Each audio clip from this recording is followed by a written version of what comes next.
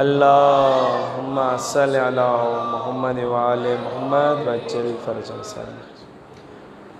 اعوذ باللہ من الشیطان الرجیم. بسم اللہ الرحمن الرحیم. اما بعد فقد قال اللہ تبارک و تعالی فی کتابہ المجید والفرقان الحمید وقولہ الحق. بسم اللہ الرحمن الرحیم. وَإِذَا مَرِضْتُ فَهُوَ يَشْفِينِ. صلوات پر محمد وآلہ صلی علی محمد وآلہ محمد. سامعین گرامی قدر، میں زیادہ مزاحم نہیں ہوں گا. زیادہ سے زیادہ 10 سے 12 منٹ میں آپ کی زحمتوں کو تمام کر دوں گا، چونکہ میں خود آج صبح سے سفر میں رہا ہوں. اور چونکہ آج ہماری کلینک تھی ملتان میں، اور ملتان کے بعد جب یہاں آئے تو جامعۃ المنتظر میں ایک پروگرام تھا. ابھی آپ کے سامنے بس یہ لب کشائی کی تھوڑی سی ہم جسارت کریں گے. عرض خدمت کہ ہم چونکہ ایران میں ہوتے ہیں، قبلہ مولانا سید جان علی شاہ کاظمی کا مدرسہ ہے کم المقدسہ میں، مدرسہ سکلین، اس کی مدیریت اور مسئولیت ہمارے پاس ہے.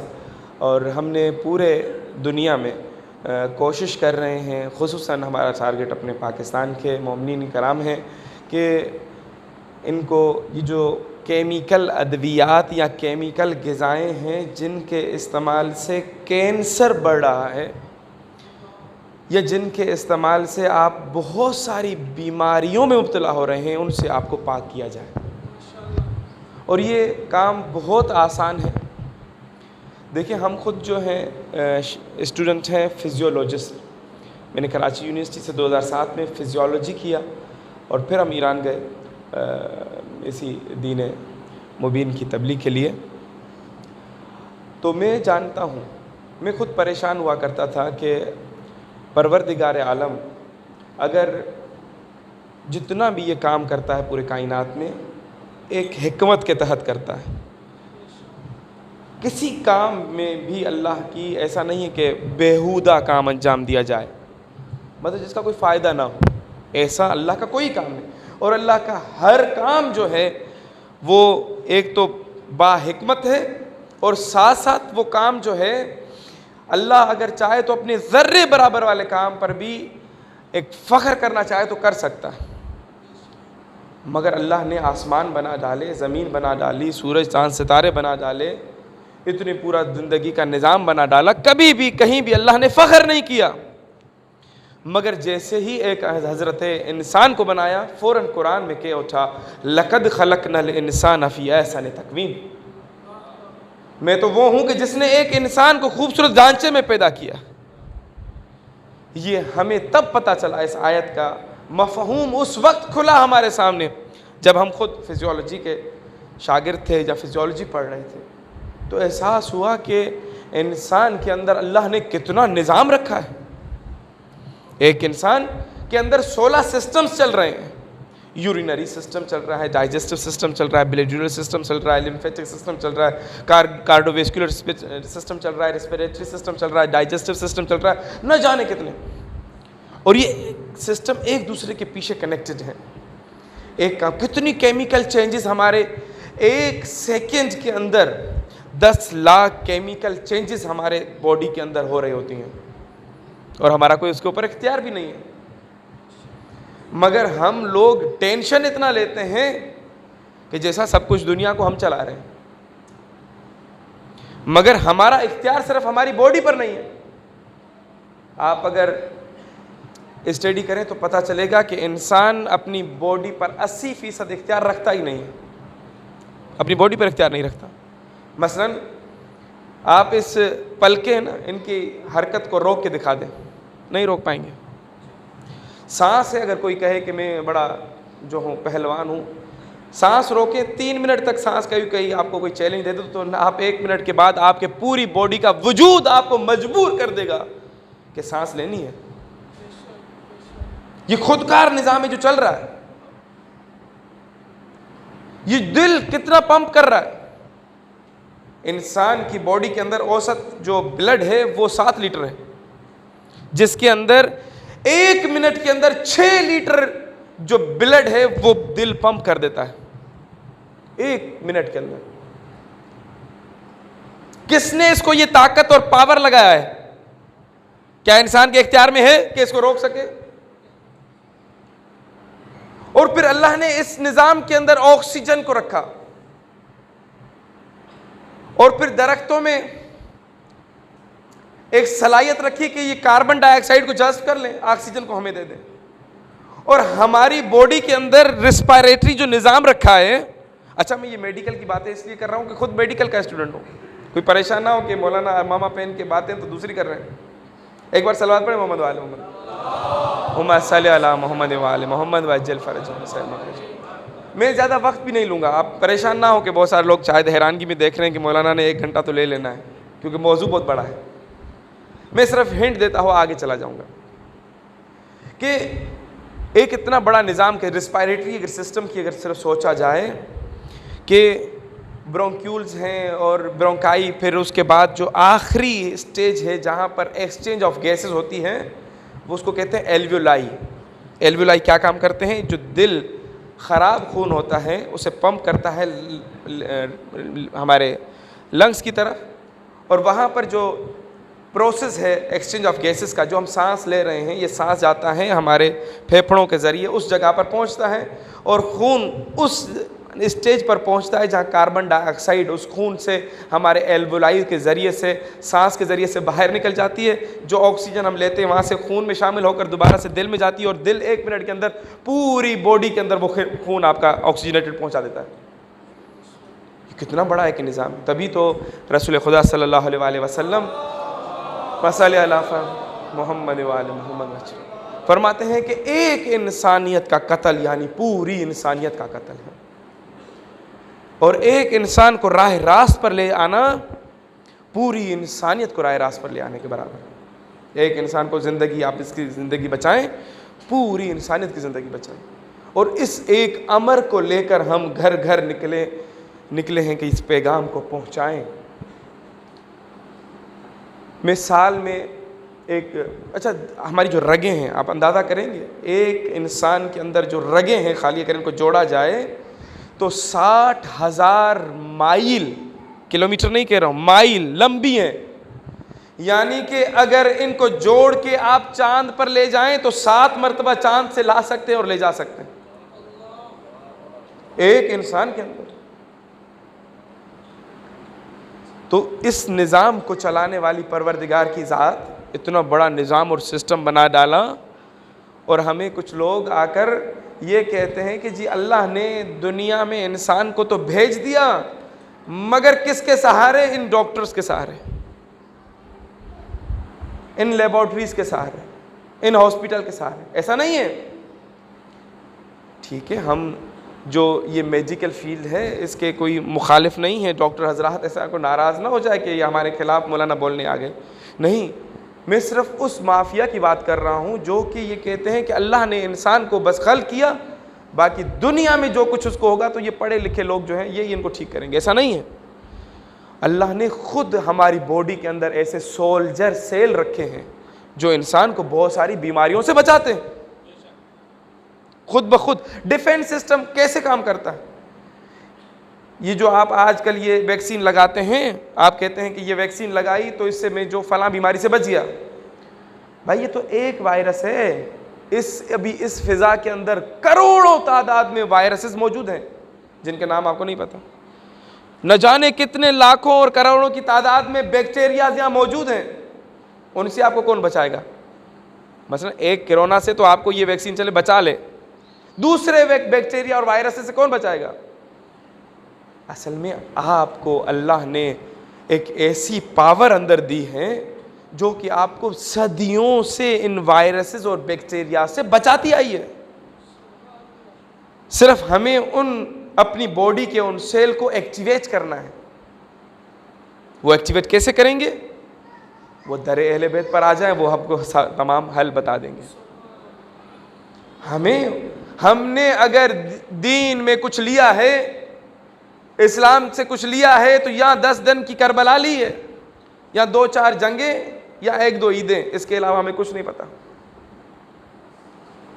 کسی کو بھی کھڑا کر دوں، بڑے سے بڑے اسکالر کو لے آئیں، باتیں یہی 4 پتہ ہیں. میں PTV پر گیا پروگرام پڑھنے ابھی کچھ ٹائم پہلے، مولا حسین کی ولادت کا پروگرام تھا تو ہمیں بلا لیا. پتہ چلا کہ ہم ایران سے آئے ہوئے ہیں تو ہمیں کال آئی تو ہم نے کہا ٹھیک ہے. تو ہم نے پوچھا بھائی کون ہے ہمارے ساتھ؟ تو کہا 2 اہل سنت کے دوستان. تو وہاں پر ہم نے ایک جملہ وہاں پر کہا کہ افسوس یہ ہے ہم نے اہل بیت کے ساتھ اتنا برا سلوک کیا کہ مولا حسین یعنی شریعت کے گھر میں پلے ہیں, شریعت یعنی مولا حسین, مگر افسوس یہ ہے کہ فقہ کی کوئی ایک حدیث بھی مولا حسین سے نہیں ہے. کیا دین ان کے پاس نہ تھا؟ کیا دوسروں کو پتا تھا زیادہ دین کا؟ اتنا بڑا ظلم ہوا ہے دین کے ساتھ.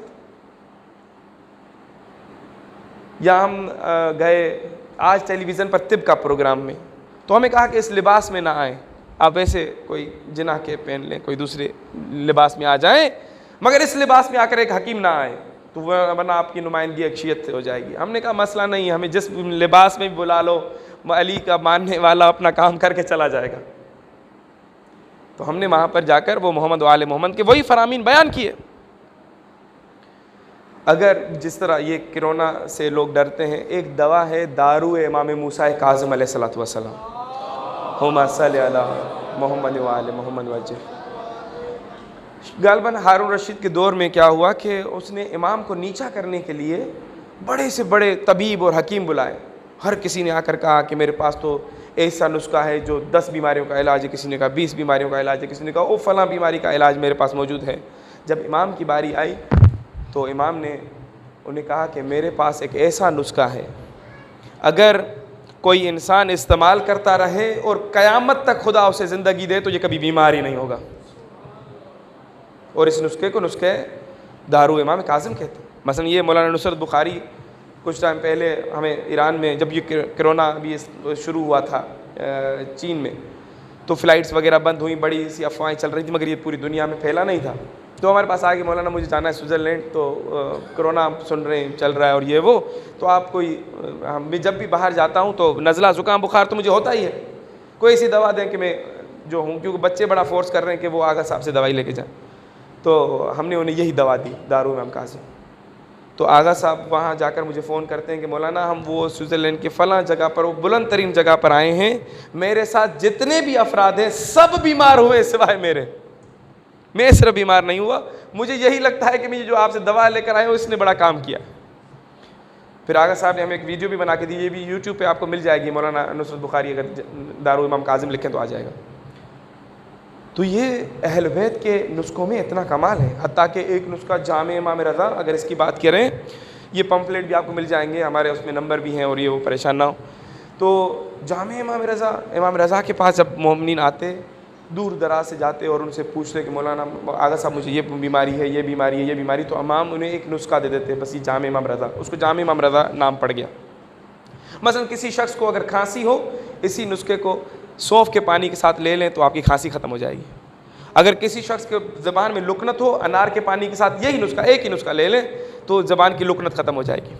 کسی کو اگر شوگر ہو تو جو کے پانی کے ساتھ لے لیں تو آپ کی شوگر ختم ہو جائے گی. گردے میں پتھری ہو تو مولی کے پانی کے ساتھ لے لیں تو آپ کے گردے کی پتھری نکل جائے گی. اسی طرح سے 45 بیماریوں کا علاج جو ہے اس نسخے میں آیا. مگر آیت اللہ تبریزیان نے, جنہوں نے ابھی کام کیا حالیہ میں طب پر, انہوں نے جو ہے, ان کے پاس ایک شخص آیا, ان کی 4 انگلیاں کٹی ہوئی تھیں. اگر سب کے پاس موبائل تو یقیناً ہوگا, اگر لکھیں گوگل پر جامع امام رضا تو یہ معجزہ وہاں پر آ جائے گا, یہ کرامت امام کے نسخے کی وہاں پر نظر آ جائے گی آپ کو. تو انہوں نے کیا کیا کہ کہا کہ روایت میں نہیں ہے, مگر انہوں نے کوشش کی کہ کہا کہ ہم ٹرائی کرتے ہیں کیا ہوتا ہے, کیونکہ انہوں نے 120 بیماریوں کا علاج صرف اس ایک نسخے سے کیا ہے.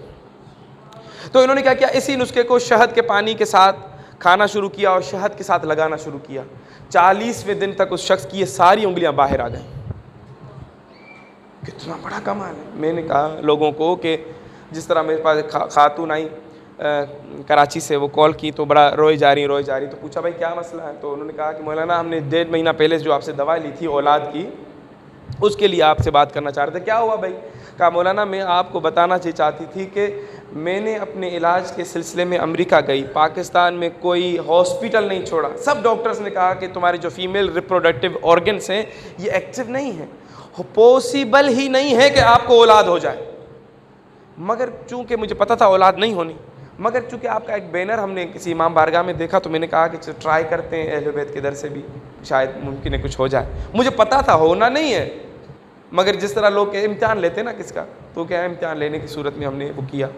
تو مولانا 1.25 مہینہ میں نے صرف دوائیں کھائی ہیں. 1.5 مہینے میں مجھے بات کر رہی تھی، روئی جا رہی، کہنے لگی کہ میں یہ اعلان کرنا چاہتی ہوں، اب مجھے حاملہ ہوں تو میں یہ اعلان کرنا چاہتی ہوں کہ میرے امام کا علم پوری کائنات کے علم سے زیادہ ہے. تو میں نے پھر انہیں سمجھایا کہ میں نے کہا دیکھیں جی، بات یہ ہے کہ ہم ایسے گھر سے جڑے ہوئے ہیں کہ وہ گھر اگر چاہے تو دیوار سے اونچ نکال سکتا ہے.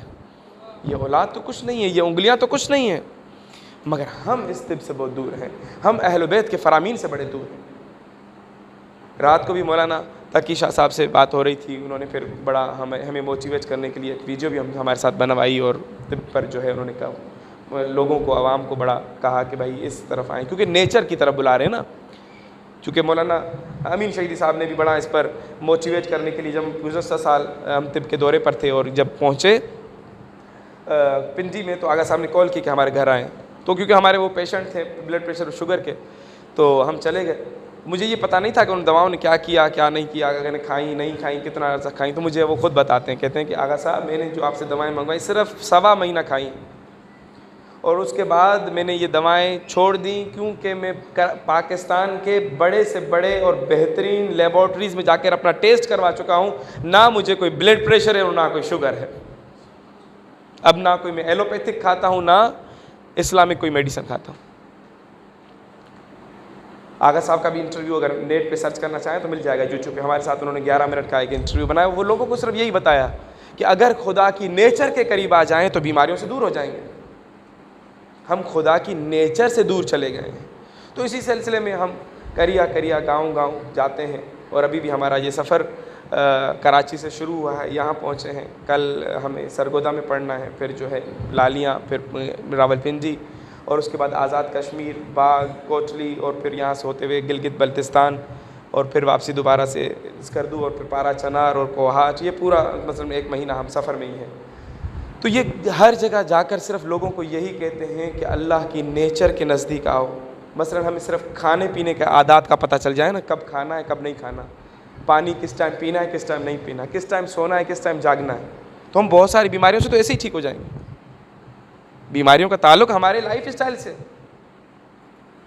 مثلاً اگر مائیگرین کا کوئی علاج نہیں ہے دنیا پوری میں، مگر ہمارے امام نے نسخہ بتایا ایسا بہترین کہ جن لوگوں کو مائیگرین کا درد ہوتا ہے نا، یہ اگر اخروٹ، ثابت اخروٹ کو ہلکا توے پر گرم کریں، گرم کو، گرمیاں ہو تو 1 صبح 1 رات، اور سردیاں ہو تو 2 صبح 2 رات کھا لیں، 20 سال پرانا بھی آپ کا مائیگرین کا درد ہوگا تو وہ دور ہو جائے گا. اب مجھے یہ بتائیں، میں لوگوں کو کہتا ہوں کہ اگر 10 لوگوں نے مائیگرین کی وجہ سے یہ اخروٹ کھایا اور ان میں سے 8 لوگ ٹھیک ہوئے اور 2 لوگ نہ بھی ہوئے، تو یہ بتائیں اس اخروٹ نے نقصان کیا پہنچایا؟ مطلب جب آپ خدا کی نیچر کے نزدیک آئیں گے تو نقصان نہیں ملے گا کچھ. ہاں فائدہ ملتا ہے نہیں ملتا وہ آپ کا اور پروردگار کا تعلق ہے. یہ ٹھیک ہے، کہیں پر خدا آپ کو شفا نہ دے کر بھی آپ کو آزما رہا ہوتا ہے، اور کہیں پر شفا دے کر آپ کو آزما رہا ہوتا ہے. کہیں کسی ایک شخص کو بیماری دے کر اس کی بیوی کو آزما رہا ہوتا ہے، یا ان کے بیٹوں کو آزما رہا ہوتا ہے. مشکل ایک کو ملتی ہے مگر امتحان کسی اور کا ہوتا ہے. حضرت ایوب کا صبر جو مشہور ہے، اس میں امتحان ان کی بیوی کا تھا، بیمار یہ ہوئے تھے. تو ہم دعا گو ہیں پروردگار سے کہ مالک کائنات محمد و آل محمد کی عزت اور عظمت کے طفیل ہماری اس قلیل عبادت کو اپنی بارگاہ میں قبول و مقبول فرمائے. ساتھ ساتھ بانیان محفل، حاضرین محفل، سامعین محفل، علماء محفل، ذاکرین محفل، ہر کسی کو اپنی اپنی نیتوں کے مطابق اجر عظیم عطا فرمائے. جتنے بیمار ہیں مالک کائنات انہیں شفائے کاملہ اور عجلہ عطا فرمائے. جتنے مقروض ہیں مالک ان کا قرض غیب سے عطا فرمائے. جتنے بے گناہ اسیر ہیں مالک کائنات انہیں جلد از جلد رہائی عطا فرمائے. جنہیں اولاد نہیں ہے مالک کائنات انہیں اولاد عطا فرمائے. جنہیں اولاد دی ہے اولاد نرینہ سے محروم ہے خالق کائنات انہیں اولاد نرینہ عطا فرمائے. جتنے بچے اور بچیاں بیٹھے ہوئے ہیں مالک کائنات 14 کے صدقے میں ان کے مقدر کے ستارے روشن فرمائے. امام زمانہ کا جلد از جلد ظہور فرمائے. ہمیں ان کے آوان و انصار میں شامل فرمائے. آخر میں ایک ایسی صلوات پڑھیں کہ تمام دعائیں مستجاب ہو جائیں. صلی اللہ محمد و علیہ. آگا ایک سیکنڈ، یہ آغا صاحب شفقت رضا صاحب ہیں. ہماری جو میڈیسنس ہیں طب کی جہاں بنائے ہوئے جو اہل بیت کی بتائے